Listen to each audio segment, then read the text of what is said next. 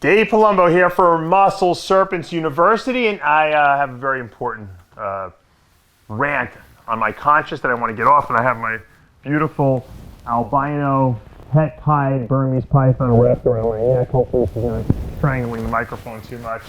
And she's mad too. She's very angry because of Florida new state law, okay, where they are making Burmese pythons like her illegal to possess, even with a Class 3 conditional license. Now, up until this point, if you had a Class 3 conditional species license, which I pay $50 a year for, you have to microchip your snakes, you have to have them in locked cages, you have to have them in a facility that's locked down, where they can't escape, etc., etc. Florida Fish and Wildlife come here and inspect every year to make sure that everything's in order. And if you do all these things properly, you were able to possess up until July 1st of this year, Burmese pythons, African rock pythons, reticulated pythons, scrub pythons, and with no problem whatsoever. And they just passed a new law. Now, I don't know if it's officially in the books yet, but it's been signed by the governor supposedly on July 1st, 2020, whereby green iguanas are illegal now and tegus are illegal to possess and breed and have here because they feel that they're a danger, to the environment. Obviously, that's up for debate, but somehow they lump the snakes in there as well, the big snakes, the big constrictors. And this snake is not going anywhere in the wild, especially this albino with the bright yellow coloration. I think that it's also, there's a lot of people, a lot of snake breeders in Florida, because it's a great place to breed snakes. The weather's awesome down here, who make their living from selling snakes. I don't make my exclusive living from it, but I am an educator, with snakes. I have a YouTube channel, obviously, here where I like to educate people. I like to show them the responsible keeping of these snakes, how to breed them properly, and how to keep them successfully as pets. And I think that this is what I do. I'm an educator. And I'm also a breeder, obviously, and I do sell the snakes because obviously, if you breed them, you have to sell some of them to help pay the cost of upkeep of the ones you do have. And that's someone who's a hobbyist. Then there's people who are breeders who actually make their living from this. And these people are being told you can't make a living from these snakes that I'm telling you about because of the fact that the Florida Fish and Wildlife thinks that their people are not responsible enough to keep these things. Now, I think the best thing that Florida ever did, above and beyond some of these other states that don't even have these laws, was to make it necessary to have a special license, to be inspected, to have special stipulations like microchipping of these snakes, locked cages, facilities where these things can't escape from. This was the smartest thing they did because it took snake breeding and possession of these big snakes out of the hands of people who were irresponsible. People who just, I want a big snake, yeah. And then they wind up releasing them, or they escape from the people's houses because, I don't think anyone purposely releases anything. I think things get out by accident, and that's just because of irresponsible keepers. But when you license and you regulate, okay, then you have responsible keepers out there. And you know what? There are no irresponsible because you can't sell snakes in Florida to irresponsible people because they can't get licenses. And that was the best thing that they had put in place. And I felt that would be a long-term solution to a potential problem.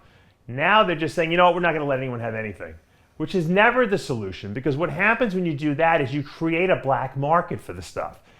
Because people who are yahoos who want these snakes will keep them anyway.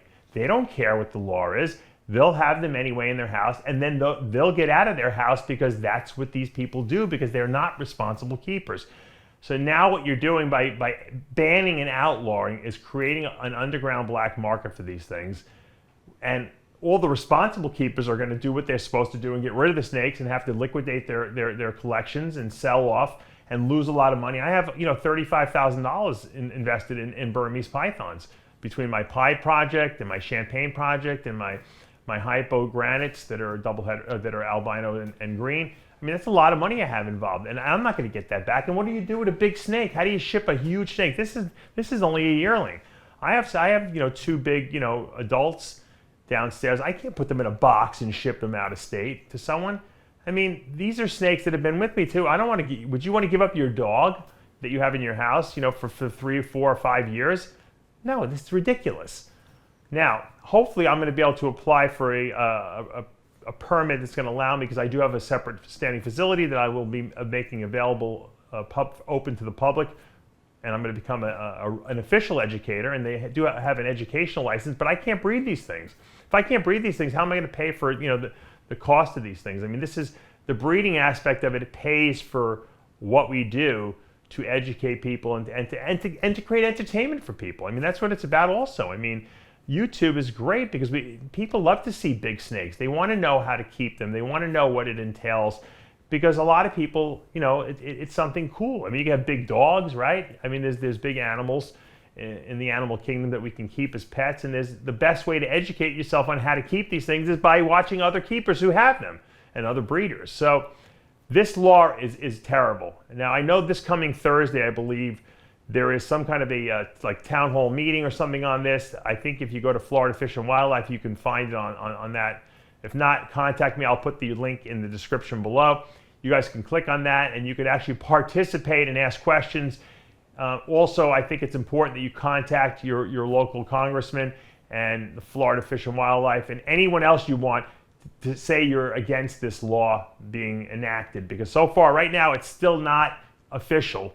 Okay, it will become official if we don't voice our opinion as snake breeders and say this is what we do for a living. This is our livelihood. This is our passion. It's not correct what you're doing.